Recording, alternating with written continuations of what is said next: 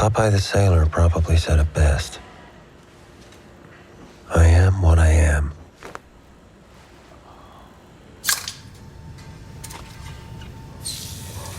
I'm not exceptional.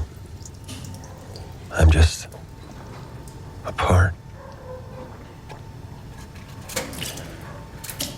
Consider yourself lucky if our paths never cross. Except, luck isn't real, nor is karma, or, sadly, justice. As much as I'd like to pretend these concepts exist, they just don't. One is born, lives their life, and eventually, one dies. In the meantime, do what thou wilt shall be the whole of the law. To quote someone.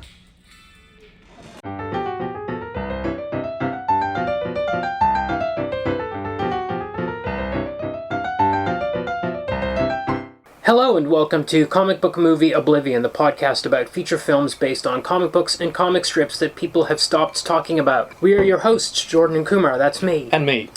And this week we are talking about The Killer from the end of 2023, so just a few months ago. And directed by my beta noir, David Fincher. Yes, that unknown dude. Just like... What did he ever do after Alien 3? That's right, just like Extraction was filmed in Bangladesh with people speaking Bengali. Pause the podcast. I'm going to say this is a definite pause, because we're going to... this is a brand new movie, and we're going to really spoil it. And it's on Netflix. You can just go watch it, assuming you have a Netflix account. So if you're worried about twists and turns in a contract killer narrative, then... the most formulaic of all narratives. Oh well. So maybe, maybe go and watch, but definitely we're gonna spoil it. We're gonna spoil the heck out of this, so make it in mind. And you might ask, why are we doing a movie that's so new? How is it Oblivion? I got an email from Madonna complaining that we were covering this movie. And I will say that I turned this movie on. My son turned this movie on. Ashwin, our Teen Titans expert, turned it on a month ago. And I had seen headlines about it. New David Fincher movie. It's available on Netflix. I was like, am I going to watch a Netflix movie? Usually that's a hard no. But... Don't you mean a hard nay? Yeah. But credits start. And suddenly it says, based on The Killer. And then it just says, based on The Killer. And then has the next line says, Alex Matz Nolant. And then it says, illustrator Luc Jacamon. And I'm like, what is this? It doesn't say based on a novel. It doesn't say based on a stage musical. It just says based on The Killer. And it says illustrator. And I'm like, okay. And then I looked it up. And sure enough, it is based on a comic book. But I didn't see... Presumably Fincher doesn't want the comic book associations. I don't know. Well, why not say comic book then? Why not say based on the graphic novel? The slightly more classy alternative to comic book? I don't know. Why say illustrator instead of artist? Illustrators, what you usually say for prose? Or for kids' books or something like kids' picture books. That's a mystery. It is odd. It's very odd. For which I have no answer. No. Because there's not a lot, because it's such a recent film, there's just not a lot of content out there about it. Yeah. Okay, so... So you hadn't heard of this particular comic book hadn't heard writer or illustrator? No.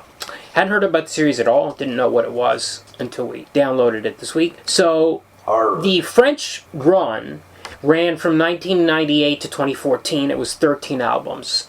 And so that comes to around 800 pages. Yep. And we had apparently there's a sequel series going as well. Which just recently started. Not going to be reading that. It was published in English by Archaea. I'm not sure when they started, but I think this edition is from 2018. Okay. I'm not even sure if Archaea is still around. So what I know is Archaea was, and this is 2018, it's only 5 or 6 years old. Archaea was acquired by Boom Studios. I'm going to try to get this right. Boom was acquired by IDW. IDW was acquired by Fox. Fox was acquired by Disney. Okay. So this is Marvel Cinematic Universe material here. When it comes right down to it. Right. So The Killer could pop up in the next Iron Man movie. Yeah. Whatever we're up to now with Marvel. Could, yeah. So as I said, it was 13 albums. Basically, I read the first 2 and like most of the last one for this, and I think that covers most of the movie for the most part. There's bits in Volume 4, the 4th album, that do show up in the movie as well, but we'll talk a little bit about this. Sure, will. I read about 4 albums. Yeah. It's about 400 pages. Yeah. Which was much too much. Yeah. So it starts with a contract killer waiting in an apartment across, Paris Street, across from these very fancy apartments. Mm-hmm. He's waiting for somebody to show up. And he's waiting for days and days. This guy, his target, is not showing up. He's waiting there with his rifle. He's checking it out. He's getting super bored. And we're getting a lot of his internal monologue. A lot of VO, yeah. And it's all in captions. Yes. Yeah, we're just hearing his thoughts, or reading his thoughts, rather, constantly. So we get kind of his philosophy on killing and why he doesn't have any moral qualms about doing it. And we get lots of... In this volume, there's talks about the Germans and how... Yeah. It's always... you're in for some rigorous intellectual discourse when on the very second or third page, he says, oh, you think it's bad I'm a serial killer? Have you ever heard of a guy called Hitler? Well...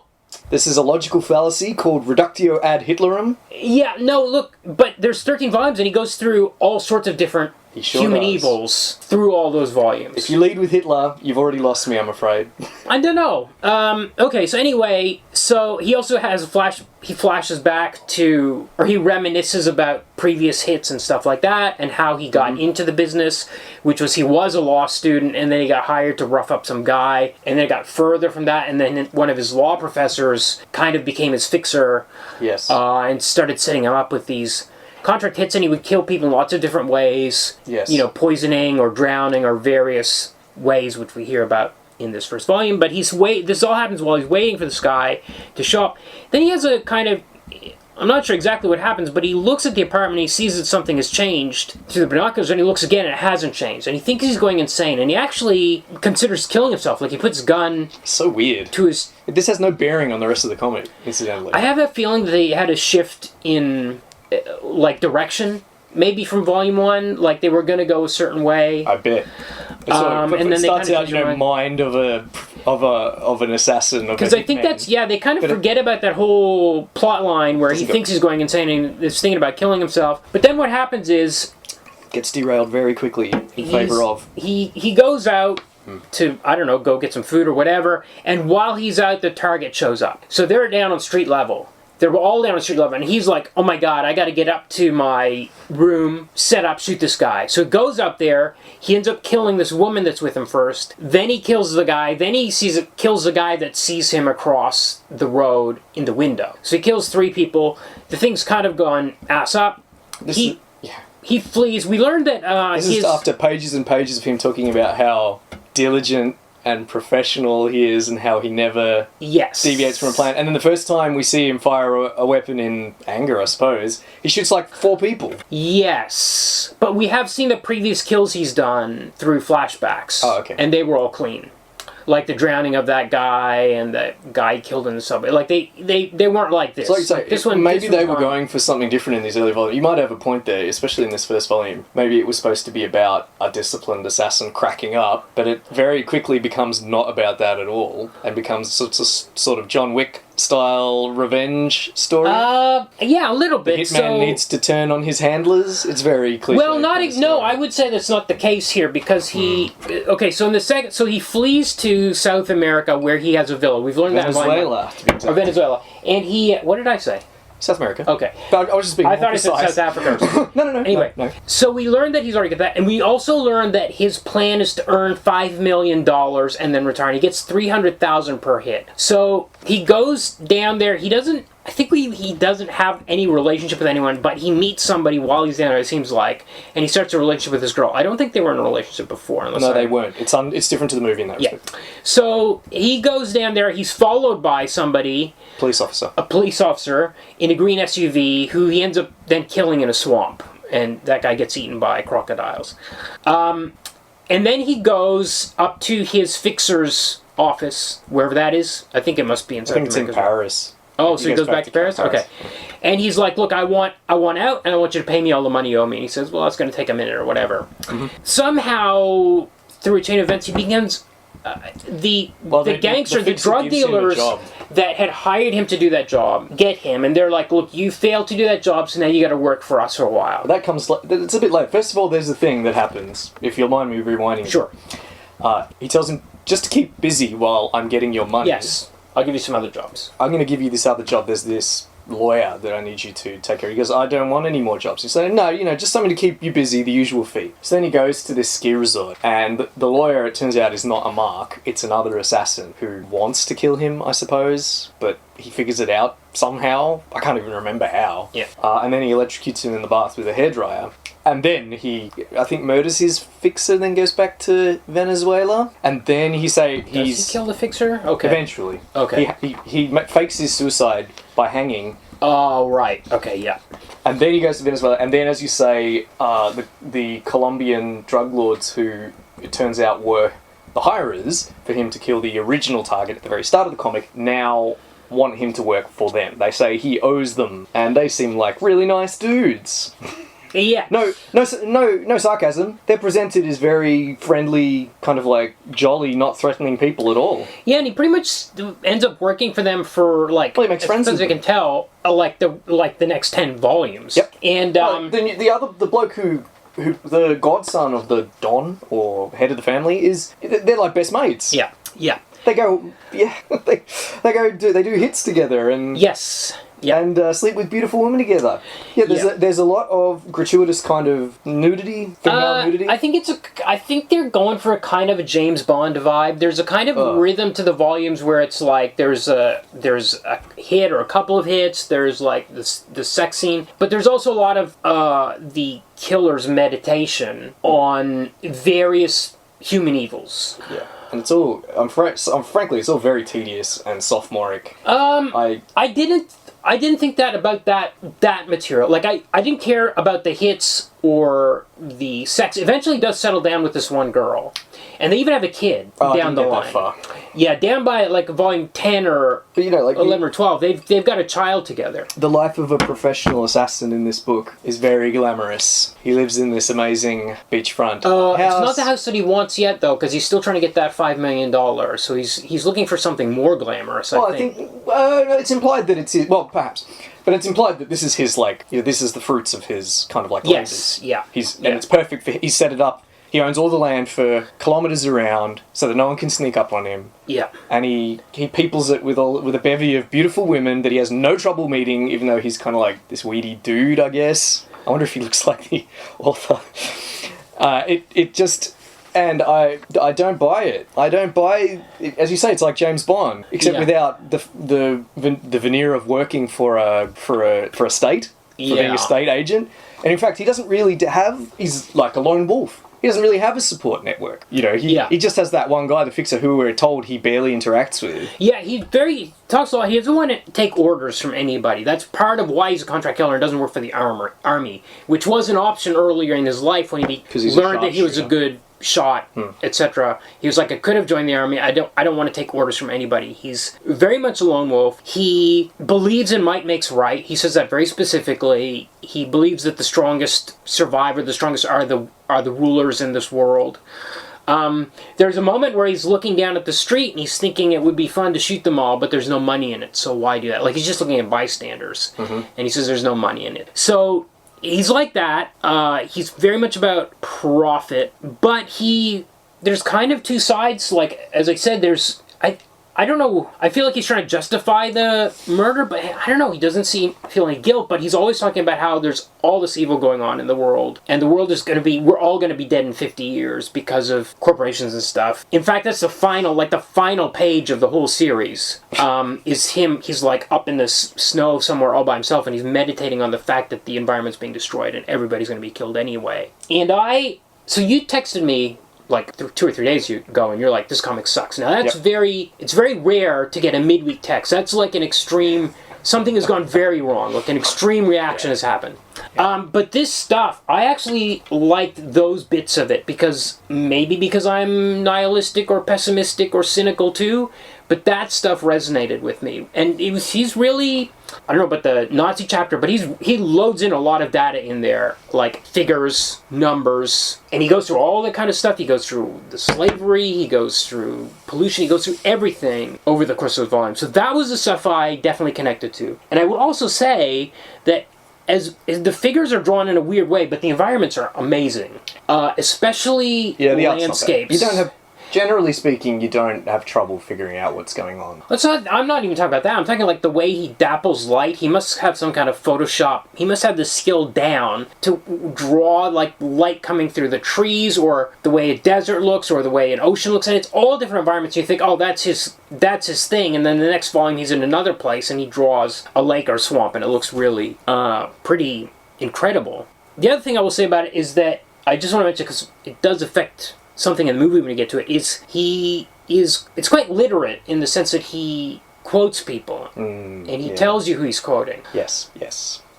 Sure. So yeah, I don't know if it all adds up to I don't know if they're trying to say that he does feel guilt and that's why he's trying to justify it, or if it's a contradiction that doesn't make sense. But at the end of the series, oh, by the way, there's all this plot is going on too, with like this kind of conspiracy with this oil company or something is happening. Well, I didn't get that far, but there's the drug. It's some sort of very kind of by the numbers plot about highly ranked people peddling drugs. Yes. It's not really very clear what's going on. Okay, so the other thing is, when you have a narrative like this, which is something you've seen 100 times before, you need to have a take on it, right? Yes. That's always, like, John Wick's take is, it's about his dog, or it's just like non-stop martial arts for like 2 hours or something. That's the take on your assassin story. Or that you've got this thing like this hotel and this coins, all that kind of stuff. That's the accoutrements of the John Wick series. Or if you think of any other series, there's got to be some sort of, what's the thing about your assassin in this movie? And in this one, I think it's that this guy is this kind of literate guy who meditates on human evils and he uses that to justify his own actions. I think that's the take here. Yes. That's fair, and it just absolutely doesn't resonate with me at all. I think I didn't like this book at all. As I've said, I don't like the moralizing. I think it's skin deep. I don't know if it's moralizing, though. I think he's not saying you're bad people for doing this. He's saying, look at all this bad shit that's happening, so why do you care that I'm doing? I think it's just... Is that moralizing? Maybe it is. I think it's just surface level, very kind of trivial observations with no substance to it. What I will say is that all that stuff could have been probably boiled down to 3 albums. I think it could have been you could boil away all that other stuff. You don't need to have... It's repetitive. It's too much too long.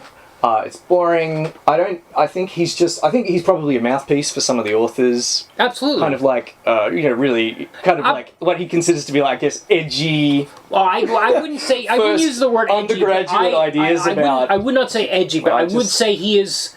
Because the final page is just about, like, it's a rotten world with, like, no justice in it. I just think it's very easy to make that kind of observation, and I just don't think there's much substance to what he's saying. Anyway, sorry, Kumar. Okay. So, I've made that clear. Okay. We'll move on from that. I just think, like, there's no nuance in the comic either. That is true. That is 100% true. Yeah, it doesn't really take any risks. He's very cool. As you say, he's Well, something very interesting happens at the very end. Seems like he's being followed by like 4 or 5 guys, and he corners them. He corners one of the guys, and he finds out that they're not working for anybody. They're just a local gang. Mm-hmm. And the guy's like, look, I'm not going to tell anybody else. And he kills that guy. And that's the last thing he pretty much does. And it's not like there's no change. He's just like, Is that where he does it for the cop? Is that around about volume 4? No, this is volume 13. Okay. Well, I'll get into that. Okay, so your point, sorry. My point was that he hasn't changed at the end of it. He's still that guy. He just kills that guy. He doesn't have a qualm about killing this guy that is not guilty of anything specifically or isn't targeting him specifically. He's tediously normal too. This isn't a Rorschach-like character. We're not getting a sense of psychosis for why he does the things he does. Except for that moment when he thinks about it would be fun to shoot all those people. Yeah, but that's all we get. It doesn't go anywhere. That's right. It's not a window into a more subtle investigation of his worldview. This seems just like kind of idle thoughts that a slightly antisocial person has that likes to indulge in. I think the plotting's pretty bad. There's no stakes. He's never in any danger. any serious danger. He just mows down people constantly. Once he meets up with the Colombian drug lords, they're just very chill dudes. He makes friends with them. We're just supposed to accept, these organised crime thugs, they're just good old boys. Yeah. And they just have these fun adventures together and bang. He doesn't even really have a problem with his fixer when he goes back to him. Fixer, he just wants his money, and the fixer's like, take another job while you're waiting. He befriends a burned out cop. Yes. And the cop, of course, becomes his friend, even though he's a police officer, and he knows that the guy's a serial killer, and it's fine. It's just the stamp of approval there from one of the good guys. Mm-hmm. It's just so facile. It's not even consistent. There's some great, cool lines like, "Oh, the only people I know in this world are my marks," and we see, but except when he meets, he tells us how he does all his research on his clients, and he knows them better than they know themselves. Not clients, sorry, the targets, and he knows them better than he knows themselves. Except when he goes to the ski resort to kill the lawyer, doesn't know that the lawyer's another hitman. Why didn't he do his research at that time?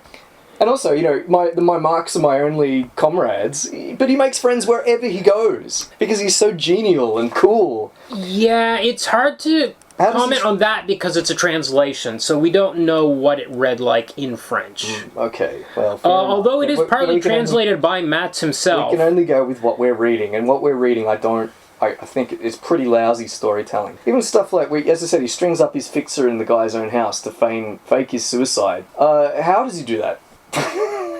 The guy's in the middle of the room. He doesn't leave a chair or a table nearby. Because as you say, the background is drawn lovingly, and we can see that he's just hanging in the middle of the room with no way for him to get up there. Then he writes the guy's suicide note after he's died. Okay, look, I'm not a forensic scientist, but I think if they had reason to think the death might be suspicious, they probably know someone else typed his suicide note. If they typed it up after he died. Just little it's just, he's too capable. This is a trope, I think, that is typical of kind of like assassins in fiction anyway. But nothing is an obstacle to him. Yeah. It doesn't matter how highly placed the person is. He just goes right in there. Yeah. Doesn't take a scratch, and mows them down and leaves. It's just, as you say, it just goes on and on and on for hundreds and hundreds of pages. And it was an absolute maybe because I only read 2 or 3 and then skipped to the end, maybe that's why it was more digestible for me. A fair point. I wish I'd done that. Instead I was stubborn. Just like I was with Rose of Versailles. Yeah, that might be it. But I I had the unfair advantage of having watched the movie first, so I kind of knew... As I was reading, I was like, this is kind of where it stops. Like, when I got into album 3, I was like, this stuff isn't really in the movie. And then I was like, I better skip ahead and see. There's a point in volume 4 where the girlfriend is attacked by... There's a home invasion, and she's attacked by 3 people, and then he has to track them down or whatever. Yeah. Okay, so let's move on to the movie. Please. This movie is... It's 2 hours long, starring Michael Fassbender. Yes, who's as also the killer. As the killer. He's also in 300, Jonah Hex. He's also, of course, Magneto in 3 X-Men movies. Is he in 300 and Jonah Hex? Yeah. Didn't know that. And he's in Shyamalan's Glass universe as well. Wow. Yeah. Which is kind of not based on a comic, but you could argue that it has definite comic book association. Yeah, 100%. So he's got the potential to be one of the greats. Yeah. Yeah, absolutely. So I talked about the credits. It's written by Andrew Kevin Walker, who had previously written Seven, which is another David Fincher movie. Yeah, and Fincher now... No one's heard of that.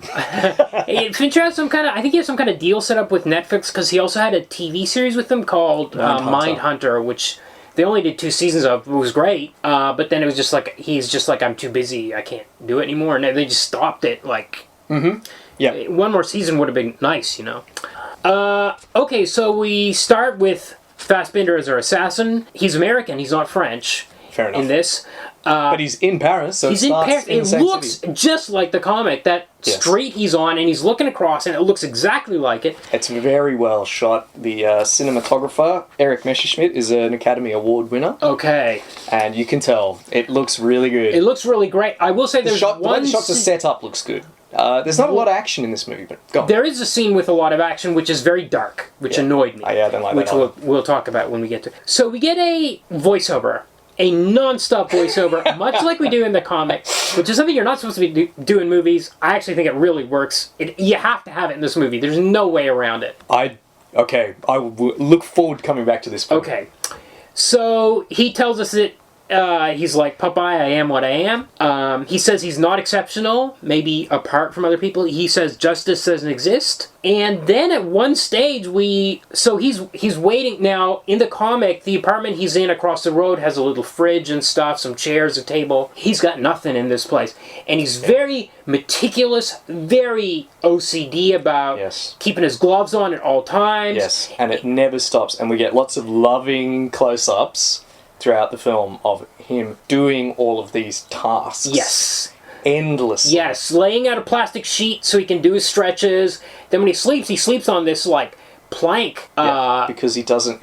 That's raised up off the floor because he doesn't want to leave anything for what he calls the little elves. Yes. He only calls them that once. Yeah. Just in that scene. So everything he does is very, very calculated to leave no trace. He's completely paranoid. Yes. When he sleeps in a hotel room, I think he leaves a glass on the door handle at one point. Yeah, that's a great moment, because I've never... You see them put hair on it, like a safe or something in a movie. I've never seen them put a glass and then like a steel bowl underneath it. It's to alert him. When the glass falls, it'll make a sound. So he'll be straight up out of... Yeah. But, yeah, as you say, so in this introductory scene, yes. So this is an empty, like, office building. He doesn't keep any food in there. No. He just has a heater. Yes. But he sleeps sitting up in a chair with, like, his jacket over him at one stage. Yes, in the opening moment of the movie. That's right. When he says, if you're not patient, you can't do this job or this work. Yeah. He says at one point, so he has a similar outlook as the killer in the comic in terms of him believing that there is no justice in the world and there's no future or fate. Your life's path is only what's behind you. Yeah. Which comes up again later in the movie. But there's a point where he says, do what thou... Do what thou wilt shall be the whole lie. Said, to quote someone, he can't remember who I like it this. This is a good moment. And it's the opposite of the comic. Yes. Because that guy in the comic would say who that quote came from. And this guy is way too literate in the comic. But this guy, he never makes literary allusions. He talks about things all his allusions, and there are about 10 of them in the movie, are to old TV sitcoms. Because all of his cover names, his aliases, are sitcom characters. Yes. So, and I think he mentions Storage Wars at one point. He mentions Storage Wars. He mentions Wordle. He mentions Airbnb. Yeah. This is very current. This feels like it was made yesterday. It feels like it's happening right in the moment. Which is good. I don't know what it'll feel like in 10 years. I admire that. He didn't... who knows what it'll be like. But I like that he didn't set it in the 70s or the 90s so that you don't have to deal with... Or even just to avoid mentioning that stuff to keep it kind of timeless. It's not. It's very specifically and he may or may not have a reason for doing this that I'd like to go back to. What else? He looks really tired. Yes. He looks tired all the time. Yes. But at one stage he takes off his shirt and he's got Magneto muscles. Oh yeah. Well, he's very fit. He does his yoga. Yes, he does yoga. And that's right. He's very good at it. So Fassbender, and it's clearly Fassbender himself. Yes. So Fassbender does yoga. Yeah. And he can fold himself in half. He can do the dancing warrior. Yeah. And he doesn't wobble a bit. Yeah. He knows his yoga. Yeah. So he says that no one who can afford me needs to waste their time making their case to me or something like that. So it's similar to the guy in the comic in that way. So one thing I want to mention about this voiceover, it's very interesting. As he's waiting, at one point, somebody shows up at this abandoned office and he panics. But his VO stops mid-thought. Yeah. So it's like he's actually thinking it live. This is not narration from 10 years later. Back when I was an assassin, he's thinking in the moment. And there's a few times in the movie where he stops mid-thought because something interrupts him. Right. And it's just a guy delivering mail. Nice touch. Yeah, that was interesting. Also, he listens to the Smiths non-stop. And it's diegetic. The music in the movie. It's all diegetic. He's looking, he puts it in, he says it helps him think or whatever, or clears his mind or whatever, as he's aiming at the target. And when we're looking at him, we just hear a little buzz in the earphones. When it switches to the I guess POV shot, we hear it full volume. And it goes back and forth, it's a second, nice each... and it's through that the movie. You only get to hear 5 seconds of each song. I know, it's a shame because I really like the Smiths, but that's okay. He's very, as we said, he's very detail oriented, and not just that, but he's got all these body hacks and things too. Yeah. He has a high powered rifle with a scope. He won't take the shot until his pulse is below 60 Yes. beats. And he's got like an Apple Watch or whatever. He's to got a track his Fitbit or pulse. whatever you Yeah. call it, and which is constantly going off, incidentally. Yeah. Because he's always on some kind of timer. Yeah. And he puts eye drops in, so he doesn't have Yes. to blink. Yes. Well, he still blinks, but he puts in eye drops so he has to blink less Yeah. before he. We're just really in the weeds with the kinds of, and it's very different in the comic. No, yeah, exactly. It's so different. It's In the comic, the killer don't is get just any details wizarding about his way into situations and blowing people's heads off. Yeah. Here, it's nothing but the detail. step by step. It's The very how. procedural. How's he going to get into this place? How's he going Procedural's to a good find word. this person? There's a hilarious, way later in the movie, there's a hilarious bit where he orders a fob copier off of Amazon and then picks it up from an Amazon locker somewhere. And it's just like, it's almost like you're getting like a how to make a bomb cookbook kind of movie. It's like, here's how you kill a It's person. very, as you say, and these sections don't have the voiceover. In fact, he doesn't talk about what he's doing. Yeah. He That's only right, that's thinks right. about. It's very heavy early on. There's a lot in the opening scenes, and then after the opening scenes, he's a bit rattled, and he doesn't. We don't get the voiceover as much, but it's still basically the same things. Yeah. It's a lot of statistics. Yeah. So he'll often be thinking about a statistic because Which is in the comic as well. it's very Yes. It's very quote, but we don't get the pretentious literary That's right. allusions. He's a guy. He doesn't really have any imagination, which I like. It's just statistics, references to popular culture, like sitcoms and Storage War, reality television. I really like this. Even in this introductory scenes, it's just so drab. Yeah. Humorless. Well, he says, I'm not exceptional. And he delivers those lines, those VO lines, very much in a monotone way. Like, there's almost no motion. And he's not a thoughtful person, even though he's thinking all the time. But the stuff he thinks about is just... And it's repetitive. Oh, yes, he repeats himself the same thing over He has and a mantra, yeah. Yeah, he has that kind of litany, like, what is it, like, forbid empathy. Forbid empathy. Anticipate, don't improvise. Yes, he said that again and again in the movie, in his head. Yes. Yes. But you get a definite impression that this is not cool. This sucks. Yeah. It looks unpleasant. He just eats garbage. Yes, he talks about eating McDonald's as if it's a good thing. He's like, you can get like 20 grams of protein from a McDonald's for like €1, and he's like, this is a good thing. It's kind of he's always eating something out of a wrapper that he's bought in a. So he's got his diet's awful. He doesn't seem to be taking pleasure in any aspect of his existence. And he's really nervous. It must be exhausting. Yeah. He's nervous. He's completely paranoid. And he does mention, like, I wish this could have been another easy drowning. Instead, like, this job of waiting is like a different... This is the type of thing he doesn't like to do. He prefers the other types of killing. And in fact, the opening credits of the movie, because it does start with full credit sequence, is all sort of like poisons and various other ways of killing people. But none of which we ever see. We don't see any of that in the movie. He only ever shoots people. Yeah. But the key line here is he says, very slowly, as he's about to pull the trigger on this guy, I don't give a fuck. That's his key functioning philosophy. So the guy finally, after he calls the client, he's like, where's this guy? Why hasn't he shown up? Or his fixer, he calls his fixer, and the fixer's like, I don't know, like, just wait another day. Finally, the guy shows up. He's there with a dominatrix in his room. Mm-hmm. And for some reason, he takes the shot. Oh no, he thinks he's going to get him. He makes a mistake. I think it's pretty clear he just makes a mistake. He shoots, and then the dominatrix steps in front of him at the exact moment of the shot. We don't see it, though. It cuts away, and we just see her getting shot. And I think it implies that it's human error. Despite all of his... I don't think it's luck. I think it's meant to be error. Despite all his preparation and everything, he's made a mistake. If it's error, that's interesting, because it's the same thing in the comic that you were complaining about 15 minutes ago. Yeah, but then of him making an error, even though he's been super meticulous and talks about how... He shoots lots of other people. Yes. That's my problem. Okay. Which... Notably, Fassbender does not do. He shoots the woman, and he's like... And then the security guards pull the curtain shut, and he just packs up his gun and leaves. Because that's the plan. Don't deviate from the plan is another part of his mantra. Yes. The plan is that he takes the shot and leaves. And he does it anyway even though he probably could have stayed longer, you know, Yeah. 2, 3, but it would have messed with the plan. He says, fight only the battle you're paid to fight, is the line that he says again and again. I think it's an important difference from the comic. As you say, in the comic, the guy just goes trigger happy. Just starts shooting everyone everywhere. Even someone that's looking at him, maybe? or looking in the general direction of... Well, the guy's looking at him and pointing, and he can see him through the finder. I think he's clearly seen where the I don't shot know. came Aren't from. they? Isn't it through a scope on the other side of the building? I mean, maybe he's just looking at the building. Anyway, it doesn't matter. We get it completely different. He doesn't deviate from the plan, even though he missed. He does not kill the target.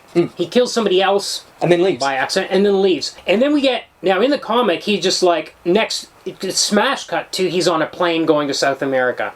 Somehow he's gotten away. Here we get again, meticulous, obsessive escape route. So he gets on a scooter.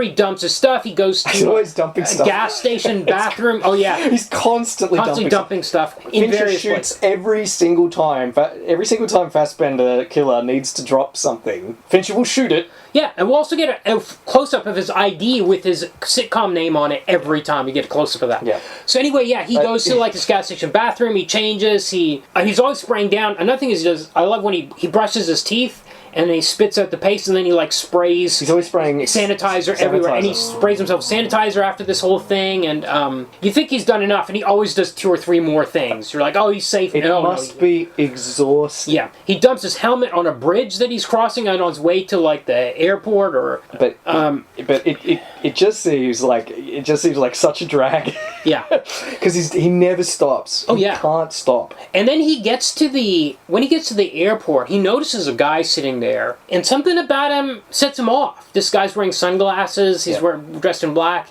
and we don't know that guy. And then the guy's on his flight, and he's like looking at this guy like suspiciously, like paranoid. Yeah, and there's no voiceover in this point. No, because he never thinks about what's happening around him.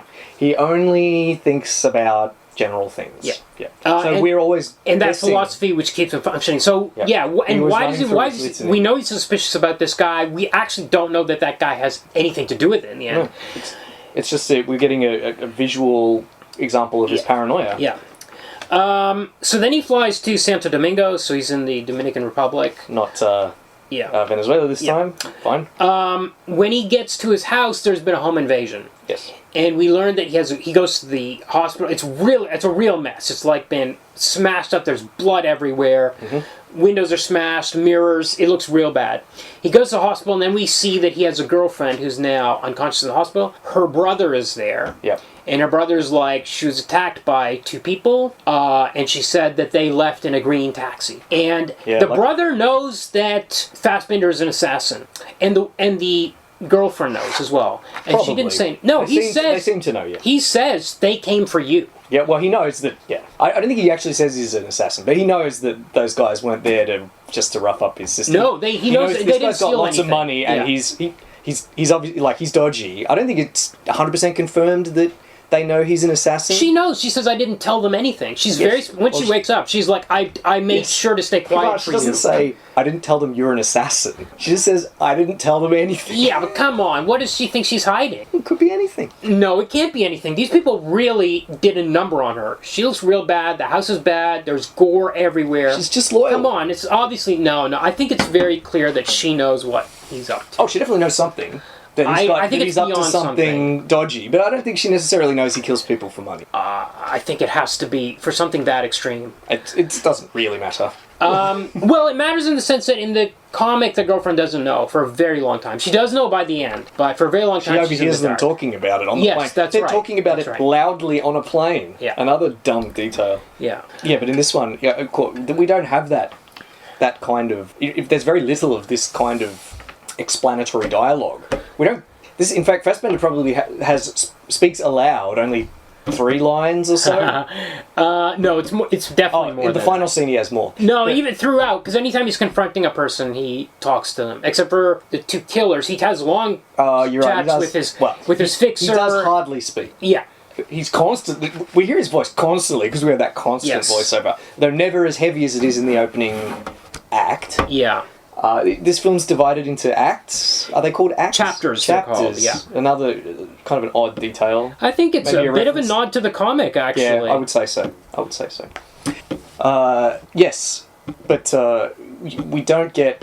He just says to the guy, the girl's brother. He talks. Oh, look, they were definitely here for you, and what happened. Why is this happening? And Fassbender just says sort of one line. He says, "I promise this will never happen again." Then he goes and talks to the girl. She says, "I didn't tell them anything." He says, you got to rest now. She just tells him that they were in a green taxi. Okay, so these people are other assassins, other hitmen.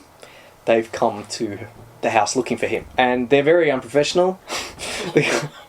In fact, too unprofessional, actually. I think this is a bit of a plot hole, because they A, leave her alive, and B, just go home. Yeah.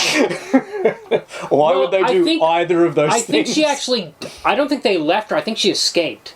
Because there's a smashed glass with blood on it, a window, and I thought that she had jumped through and run away. That was my assumption. If Fassbender sat in an unheated, or barely heated, empty flat for like a week, and these guys couldn't hang around in his apartment for one day... Yeah.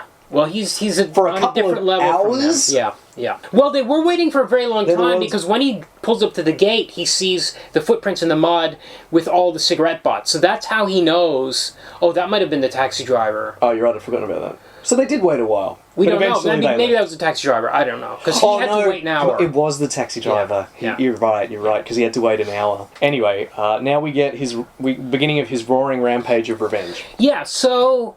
Is this a revenge movie, or is he trying to protect himself movie? We don't know. We just have to decide for ourselves. He knows some people are out to get him, but his girlfriend's been hurt very badly. And it's like, well, is he going after them to protect himself? Anyway. We're left... No, well, because we don't know his inner world, because he doesn't seem to have one. There's a great... Yeah, okay. He just thinks about numbers. Yeah. And he's listening against unprofessionalism. There's a moment here I want to talk about in the hospital. After his girlfriend is passed out, he talks to the doctor. Doctor comes in. Doctor says we're going to move her to a different hospital or something like that. And he tries to give her a wad of bills. Yeah. And she's offended and walks away. She just gives a look, and she's like, disgusting, and walks away. That was an interesting moment to me that said something about him and what he thinks he can pay people off. It's just a little... It's a little hint that there's more to life than his philosophy. Yes. Just a little hint. Yeah. She doesn't subscribe to might makes right, only work for pay. Yeah. For what? Ask yourself, what's in it for me? Yeah. He says over and over as well, doesn't he? Yes, that's right. And she instead just books away because she's not there. She's not a doctor for kickbacks. Yeah. And there's nothing like that in the comic. Yeah. He's never confronted with That's any right. hint that he isn't completely 100% a top dog, a Sigma wolf. I just want to read a few of these lines which I've pulled up. Yeah. So the brother says, look, she knows there are things she can and cannot say if anyone comes asking. All this time you've been very kind to my sister. She loves you. I've learned not to pry. So he knows he's a bad guy. He doesn't know he's a killer. Yeah. But, okay, and let me see if I can find the lines that she said. Oh, okay. She said, I was afraid I might say something, but I didn't. No matter what they said, no matter what he did, I didn't tell them anything, not about you, nothing. Mm-hmm. You'd have been proud. I think... I was strong. And he says, I know you were. I think, the way that she's speaking in generalities makes me think she doesn't. She just knows that she has to keep quiet. And that any detail about him, she doesn't want revealed. Yeah, okay. He's obviously made that clear to her. You can't talk about me ever. Yeah. I think she could know or she might not. I think it's deliberately left vague. So, because of the taxi, he's able to track down the taxi company. Mm-hmm. And he finds the guy that drove the cab. There's a long procedural path here, which is, to me, skip ahead, I don't know what your reaction to this movie was. I found this stuff riveting. I was like, holy shit, okay, he's going to the airport, he's looking for the green cabs. He finds Classico Cabs, next shot, Classico Cab Company. He goes in there, how does he get in here? He pretends he needs to get a taxi for the night, even though they're closed. He gets in. And he puts his balaclava down, and he's on their computer going through the files.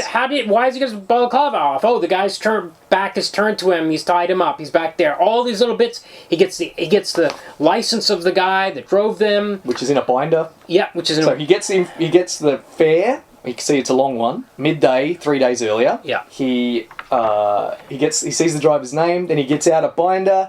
It has all the photocopied driver's license. He got his face. He gets the face. Then he goes and gets the taxi Yeah. from him.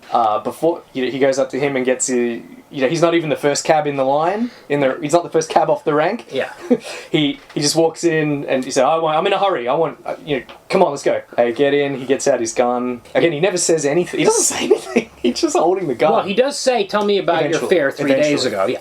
But we're just left for the poor taxi driver just gabbles, of course. This guy, yeah, so the taxi driver tells him all about, he drove these two people to his house, whatever. They came back an hour later, they were all bloody, etc. And then he says, look, I'll just leave the cab, you can take the money, I'll just pretend I never saw you. He shoots him in the back of the head. Now, I watched this movie twice, and it shocked me both times. This is a young dude. Yep. And he hasn't done anything wrong. He has not done anything wrong. He just drove. He drove those people, but he's seen Fassbender's face, and he's seen forbid his face, empathy. and he knows where he lives. Yes. Again, could have let him live, and in fact, he let someone else live. No. Who could do incalculably greater damage to him, and yet he lets him live. But we will talk about it. But this poor kid. He kills. Why does he kill him? I suppose, as you say. I think it's forbid empathy, and I mean, the first time watching it through, the whole rest of the movie, I was like thinking about that. Yeah. That young dude that he killed in cab. It's a graphic moment. He's driven him to his. He seems to make him drive to a random spot. Yeah. He kills him. He gets out. Takes his radio with him to make it look like a robbery. He's always, of course, that's why, thinking about that. And then his car is parked just down the road. Yes. Yeah. Which we've seen him driving around in. It's sort of like a mud spattered four-wheel drive. Yeah. It's like, it's all planned out. Yeah. Everything's all planned out. Every detail. Of course, that's why he takes the radio. Well done. Yeah. So now he goes to New Orleans to meet with Hodges, his fixer. And we had another long procedural sequence of how he gets into Hodges' office. There's a little bit of luck involved because their only security is an old lock and a security camera. Mm-hmm. So he disguises himself. Anyway, it doesn't matter. The whole movie is these procedures. Well, he relies on... There's a plan to get in, but there's a little bit of luck involved with getting into the office. Yes. The door takes 6 seconds to close, and he needs the courier to leave and get in the elevator before he can stop. Otherwise, he would have to, I assume, come up with a different plan. I'm sure he has another plan, but you're watching it and you're invested. Yeah. Like he's horrible. Because we've gone through the whole sequence again. It's because you see him buying the recycling bin from like the hardware store and all the stuff. You're like, what's he doing? And then he has to wait for a FedEx guy to show. You're like, what's going on? How's he gonna get? He's never telling us what's going on. And we don't know until he gets into there. We don't know that he's meeting with his handler, who's at this point we've only heard his voice. And some he goes great visual storytelling. And we get to he has a storage locker. Yeah. We hear him say, like, I have storage locker. He says there are 50,000 storage facilities in the United States. I have lockers in however many of them it was. And he goes, I sometimes wonder, if something were to happen to me and they open it on an episode of Storage Wars, what they would make of the contents of it. You're in America, I don't think they would be that shocked by your storage locker full of guns. No, it's not the guns, it's the meticulously organized passports with false names, each individually bagged. Right. He's got a selection of license plates. Yeah. It's amazing. I loved all these bits. Very meticulous. But he had a similar stash at his home in the Dominican, buried in his yard under a vault, which he opened with a fingerprint, but he pulls out like plastic. For that safe? Yeah. It was buried in the dirt. Yeah. I don't know, but I loved all the bags with the passports and all the license plates. And they were all organized. They're all in individual plastic bags. Yes. You're right, of course. Yeah. Great stuff. So we go through you have to go through all this stuff before he finally gets up there. But then from the secretary again, I won't go through, spoil all the details of that, but he gets the names of the two assassins. Oh, I think it's worth... Yes, he does. You're right. And he gets the name of the original client that hired him to kill that guy in Paris, and presumably now hired these other two hitmen to... And she keeps the secretary to the lawyer, his fixer. She keeps it all on a Rolodex. Yes, with a special system. Yeah, a code. Like a code system to figure out what each one means. Reminded me a little bit of them using Commodore 64s in John Wick. A little bit. It was like, what is this about? Yeah. You got to have some sort of Baroque system. And he actually has it's your assassin trope. Yeah. We'll talk more about tropes later. So he does We're teasing so many details that are going to come. Yeah. So he does say... So he'd originally had her tied up in the bathroom at Hodge's office, and we get the voiceover that says "forbid empathy." Yeah. And she says, "You can't kill me like this. My kids need the insurance." I'll give you what you want. I'll give you the names. Yeah. He's already killed Hodges. Yeah. With nails in the chest. Nail gun, yeah. 9-inch nails. Right. David Fincher did music videos for 9-inch nails. And Trent Reznor did the soundtrack for this movie. Yes. Gotcha. Yes. So he thinks he's fucked up. Well, he's fucked up here because the guy has a heart condition. He's not supposed to die. Yes, he thought he was going to live for 7 minutes. He had timed it. But he dies. He expires, and then we see heart medication in the bathroom. Yes. He's died of a heart attack. She says, "I can give you the names, but I can't disappear. Yeah. You can't, I know you're going to kill me, but you can't make me disappear. Yeah. My kids need my life insurance. Yes. You've got to kill me in a way that looks And he like an accident." does that in a way that's strangely merciful. Like, he actually gives her what she wants, unlike that poor guy, the taxi driver. Who died like a dog. In his her taxi. case, he Breaks her neck. And we get the VO that says "forbid empathy," but then so... He there's a modicum. Is he empathetic, or does he just get what he wants? Is he just not doing it for free? He's getting the names. Yes, because he says that line, he says the line, "Fight only the battles you're paid to fight," and he's not doing this for money. So why is he doing... And also, when he comes in there's an interesting change from the comic, because Hodges says, "You've got more money than you know what to do with. Just disappear." Yeah. He's not trying to build up to $5 million. This guy is loaded, and he's living a shit existence most of the time. That's right. And I think... Well, it's like all the time, really. It's leading up to I have a feeling, because of this line, "Fight only the battles you're paid to fight," he's not doing that. He's showing a bit of sort of empathy. I think a change is starting to happen. Possibly. In his psyche. If there is, but though we can only infer it. That's from right. Very little details. That's right. We get Very little. Because he never thinks it. Yeah. We just see it. Okay, so... Now he has the addresses for by the way, so what he learned from Hodges was that there are automatic consequences, quote unquote, if you screw up a job. Things just automatically go into motion. Well, actually, he said that he pissed off some very powerful people, and he had to make amends. But he does use the phrase "automatic consequences" as well. Yes. So, but he was also strongly implying that someone wanted, aside from him, wanted Fassbender dead. Yeah. But another thing I want to mention about this scene, which I said we would not go into in detail. There are weird moments of dark humor in this movie, like the names.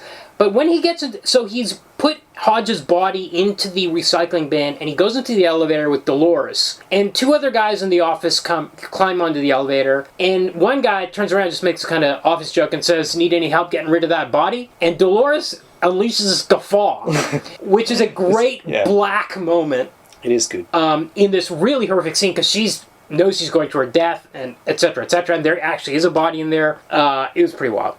So... he gets the addresses from Dolores. He goes down to Florida to get the first guy. It's this big guy. We don't have to go into a lot of detail about this. But he's very meticulous once again. We see all the preparatory steps. Buying meat, buying sleeping medicine to put the dog to sleep. Yeah. So that he can go in. But this guy... This one goes a little bit wrong, because he's ambushed by this guy. And this guy's big, like, huge muscles. He's a big brute, which the cab driver kind of warned him about. He said there were two. A huge, angry dude and a lady woman looked that looked like a Q-tip. Yeah.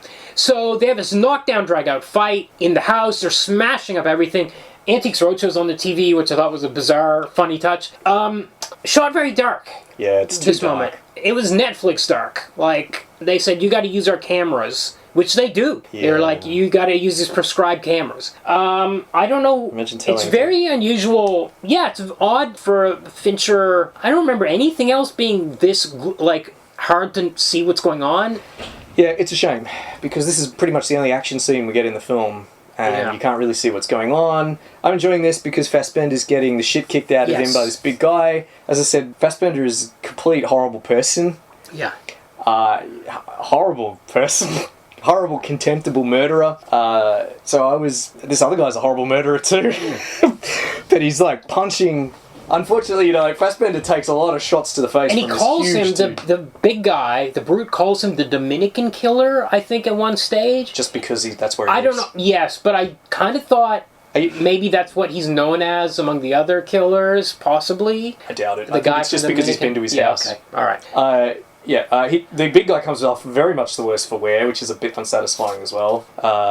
Fassbender's hitting him with a poker. He gets a chair leg up his arse, I think. I don't know if it goes up his ass, because he does pull it out and get up. I think it was like in his side or something. No, it's definitely in his crotch, because he's bleeding from his crotch. Oh, that's right. He is bleeding from his crotch. So that's indeed. Yeah, right. I guess it's another black comedy moment that he's impaled I didn't in read the it that way. groin by a chair leg. Yeah, it's not for me. It's a bit much. So yeah, Fassbender comes out of it pretty good.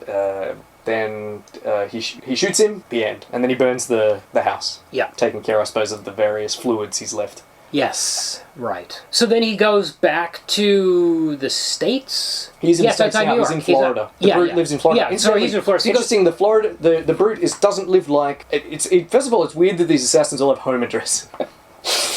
Well, they need to get a hold of them. They need to contact. It's a phone number. I guess, yeah. Why would you? You're an assassin. I mean, even Fassbender's address was on He does have file. a permanent address, yeah. Yeah, on file. At least in the comic, I mean, it's implied that the Fixer helped him purchase that property. Right. Here is like, why would the contact the Fixer have their actual mail addresses? It's silly. Anyway, it doesn't matter because it's what needs to be there It's for the plot. universe. That's the plot needs what it. assassins are in this universe.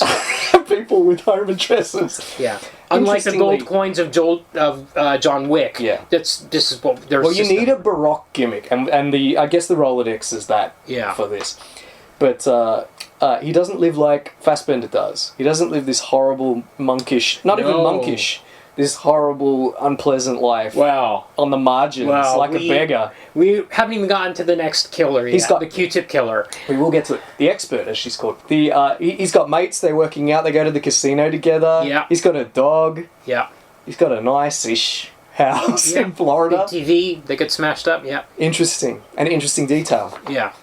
Next. Well, Fassbender's house was huge and awesome as well. His permanent That's dwelling. true. When he's not out on the job. I get the feeling was- he doesn't spend much time there, though. Yeah, I don't know. We'll see. Interesting. Anyway, well, we won't 'Cause see. He We'll has never more know. money than he can ever spend. Why was he still working? This is a. There's a question there. We don't get an answer, but I can hazard a guess. I don't think he can stop working. Yeah, I think that's it. I think that he's stuck. Yeah. He's stuck on high alert. Yeah, forever. I think. Okay, this is all covered in the Q-tip section. So he flies up to the. I think it's New York. New York, yeah, maybe upstate or something. It's not. He's not actually in Manhattan or anything like that because they do talk about how. So she's living in the burbs, which he thinks is crazy. He's The like normies, he says. normies. Living with the normies. What are you doing living out here with the normies? This is very strange to him. Comes It's a out. suburban house. Yeah. She comes out. It's Tilda Swinton. Goddamn Tilda Swinton. Comic book movie Oblivion All Star. She Not will quite. be. She will be. She will be. She's been in. She had her in Snowpiercer. Yeah. By the way, the secretary Dolores was in the Snowpiercer TV series. Okay. But yeah, she's gonna get there. But I mean, she is. So she goes to a restaurant where she's having a very lavish, the most extremely lavish meal you could ever imagine, and it's a bit surprising for not being in the city. She mentions that how flash this place is. Oh, yeah. The servings are like tiny little, chef specials. This is a gourmet restaurant. Absolutely, it's top of the line. So it's very, like you were saying, it seems like she's not living like he's living. No. Although he has that nice house, so we don't know what she's like on the job. Couldn't be, but we never see him eating it, doing anything nice, happy. We never see it. We have to go by what we see, and we only ever see him eating trash. Yeah, that's right. Like he's never doing uncomfortable things. Sanitizing all the time, always throwing things out. He's twitchy. He always looks tired. He clearly doesn't sleep well Yeah. because he's always setting his alarm to go off every now and again so that he can make sure he's alone or he can see if his marks come. Yeah. She, on the other hand, is enjoying this beautiful degustation meal. Literally orders a flight of whiskeys. But this is after she knows he's going to kill her. Yeah. But still, it's like, oh my god. And the waiters are, this place is just, it's amazing. Anyway, so they have a bit of a confrontation. She does talk to him. This is where, exactly what you're talking about before. Because she gives him this joke about the bear in the woods, the hunter's coming in to shoot this bear, and we're not going to repeat the whole thing, but basically she's like, yeah, you can't stop. You're doing this because you enjoy it, is what she basically accuses him of. Maybe even herself. Or maybe she enjoys it. I think she enjoys life, Yes. but Fassbender clearly doesn't. Yeah. The killer does not enjoy life. Yeah. But the expert, on the other hand, she's enjoying flights, whiskey flights. She's eating these wonderful meals. Yeah. She's got a house in the suburbs. Yes. The ultimate mark of kind of like the American dream. Yeah. Yeah. She's managed to I guess, have a career in contract killing. Yeah. But she hasn't had to. She doesn't. Yeah, she talks. There was something she said about stopping as well, or retiring, or something. Anyway, it's all part of the scene. It's a pretty good scene. She does. Oh yeah, she's such Tilda a Swinton is a giant. great actor. She's just unbeatable. Anyway, she does say like when it's your time to die, the last thing you'll remember will be this conversation. Like you're gonna remember this forever. So he marches her out into the icy outdoors. They're going towards the river. She says, "If far be it for me to say it, we may be up there." And he follows her up there. She slips on some steps. Give a girl a hand. And breaks her heel, and he says, "Give a girl a hand," and he just points a gun at her, shoots her right there on the steps, and then Trust no one. And when she falls, he's going through his mantra as he's walking. When she falls, we see that she had a knife in hand, and I was thinking, like, hey, she's slipped and she's ready to die. Just is he going to help her up? I have to say, I really didn't know what was going to happen in this moment. And the whole movie, actually, I thought at the end of it, unlike what we're saying in the comic, I really thought this movie could end with him dead in some way. I really was not sure where it was going. So she's out. He gets ready to retire for good. He withdraws all his American money, or he transfers it to his Caribbean account, we're told. I saw the screen, it was $8 million. Okay. So he's rich. He buys a gun out of a guy from the back of a truck. He asks for no ammo. The guy offers him ammo. He says no ammo. This scene, I think, should have been cut. This film's pretty long already. Why does he have a contact that can sell him guns in New York? Why does he need to buy guns when we've already established that he has storage lockers everywhere around the US? I'm not sure why he needed to buy a gun. I think the moment's in there because I think we're supposed to... Oh, he doesn't bother to load it. I think he doesn't. He's thinking of not killing him already at this point? I think it's a possibility because he has no ammo. Possibly no ammo. It is an odd detail, but also it follows on from... He already has his own silencer. I think we're just, maybe we assume because he's always uber prepared. It's possible what you're saying is true. I can't see how he would have already decided not to kill the client yet at this stage. I just don't see how he could have come to that thought yet. I think maybe it's just colour for the scene. Yeah. He needs a gun but not ammo because he's already got ammo. He's already got the silencer that fits on the gun. Yeah. It's because he's tossed one of his other guns because he always tosses it immediately. Yes. Yeah. And he just needs another gun. But he doesn't need more ammo because he doesn't need to toss ammo he hasn't fired. So this client is a tech billionaire. He's a very public figure. So again, we got a very long procedural sequence about how he gets into this guy's apartment. Yeah. I promise we won't go into it this time. Unless there's something we need to The main detail is the fob cloner, which he gets off which I mentioned before, yeah. Which he gets off Amazon. I was like, what? You can just do that? Yeah, and he gets into the building. Here, we're starting to... I think this is probably my least favourite part of the film. Here we're starting to stray into the magical competency of the comic book character. Well, there were some bits of luck involved here as well. Yeah, the guy's security is not top-notch. Yeah, that had to happen. There had to be a few bits... Like the guy, that tech billionaire's security man had to go out to buy him something from the shops, which is what lets him get in the gate that last time. Well, actually, what he specifically says is that it's like DoorDash or something. Yeah. So I don't think it's he can get in. Okay, right. Because he does the same trick again. He just waltzes in when someone else is moving in and out, and he's dressed, I think, as a delivery, as a DoorDash guy. Okay. He says, you can have all the security in the world, but what are you going to do if a billionaire wants his watermelon or whatever it is? So as he's going... It's a bit of a weak link, I think, but it's okay. So as he's going up to the final kill, he's going up. We get voices of all the previous things people have said to him in the course of the movie. Yep. Various things. He gets up there. This guy, we've already seen he's kind of a tech billionaire asshole. He's got a Sub Pop t-shirt on, which I thought was a great touch because it's obviously not this guy. And he's got all these screens on with like stocks reports and stuff, but he's got the Sub Pop shirt on as if he's some cool dude. Yep. Fassbender confronts him, and he said, the guy also says when this guy Fassbender appears in his apartment, he's like, no Christmas bonus for the security guys this year. It's like another... Yeah, no shit. Yeah. Fassbender just lets him talk like he lets him talk. He says, do you know who I am? And he's like, I don't know who you are. And he's like, do you know why I'm here? And he's like, I don't know why you're here. And he says, I don't know, but somehow he gets across to him, and the guy says, look, He tells him the address, the Paris address. Yeah, and he's basically, look, Actually, he gives him the Rolodex. The card, The card with the Paris address on it. He looks at it and he goes, oh, it's you. Yeah, so he figures that, but he says, basically, I got a call when the incident happened, that the mission failed, that I could have a cleanup, and that was kind of automatically done in this sort of situation. I said, yeah. So he had no idea what that meant, that it meant that Fassbender's girlfriend would be attacked, or that they would send assassins after him, or anything. He had no idea. He was just told. So Fassbender says to him, do you have a problem with me? Like, Fassbender's being very menacing and starey and silent the way, and unblinking the way he is with everybody in this movie. And the guy says, what are you talking about? I don't have a problem with you. I don't even know you. And he's like, oh, okay, look, here's what happened. You know, they just said, the trail can be scrubbed. In situations like this, we offer a service where the trail can be scrubbed and the loose ends tied up. Yeah. It will cost you $150,000, which to this guy is chump change. And he says that was literally all I was told. Clean up on aisle 3. And he says because I had spilled some ink on this, he spent some money on it. He said yes, go ahead and do it. But he had no idea about what that actually was. Yeah, that's it. And this is apparently good enough for the killer. And he leaves without shooting him. He leaves without shooting.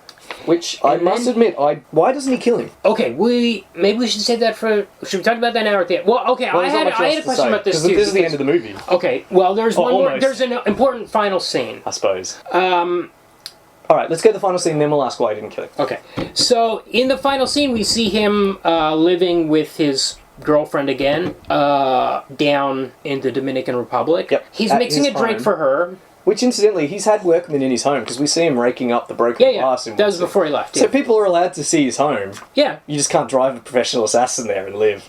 Yeah.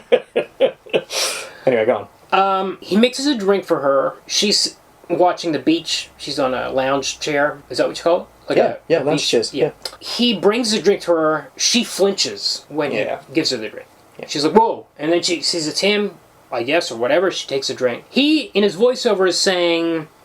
Are you going to be one of the... He says, who are you? Are you going to be a wolf or a sheep? No, it's the few or the many. Yeah, because he said this earlier in the movie. Mm-hmm. He said... The many are ruled by the few. Yes. You know, the ones with the strength. Be one of the few, is what he said. Do you want to... She said, are you pitiless? Are you without empathy?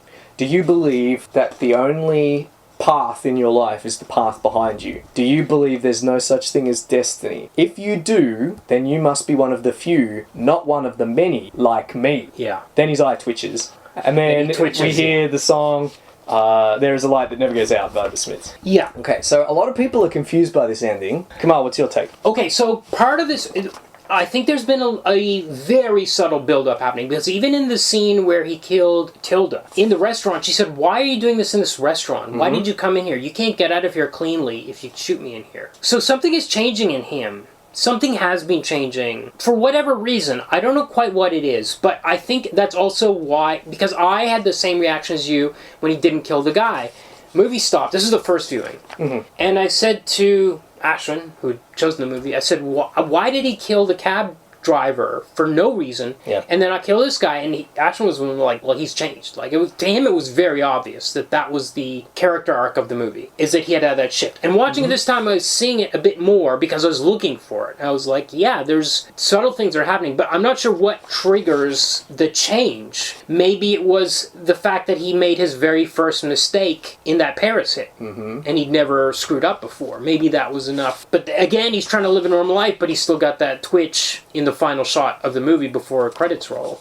Yes. Also, he's stiff as a board on that lounge. Yeah. And my take is he's being disingenuous. He wants to retire, but he can't. But his psyche will never let him retire. Yeah, I think that's a good read of it too. I think that's why his eye twitches and why he looks. He can't. He will never relax again, ever, because he's too wired.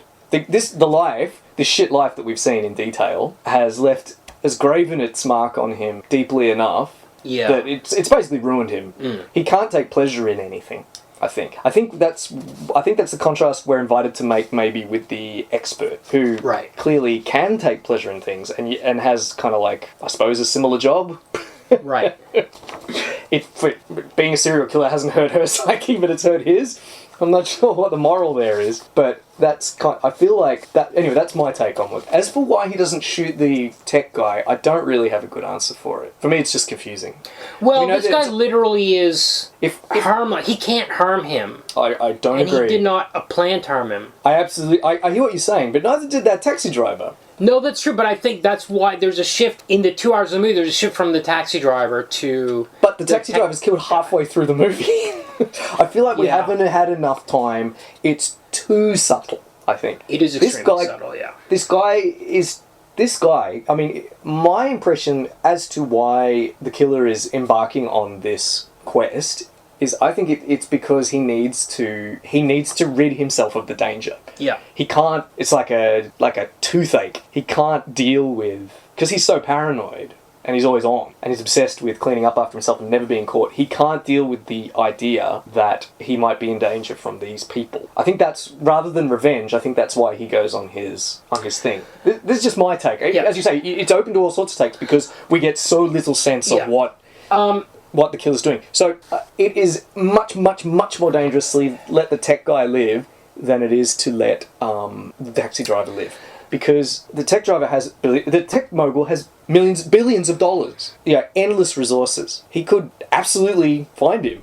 I think this is assuming that Fassbender hasn't left. We know that Fassbender's been in the gym, the same gym as him. That's how he got his card. He's been in the building with its high-tech security. Fassbender himself says, the killer says in an earlier scene that you can't go anywhere without being on camera. The trick is to not stand out when you're on camera. His image is absolutely going to be on camera somewhere in the city, and Tech Mogul has the capability to find it. It's baffling to me that he would let him live.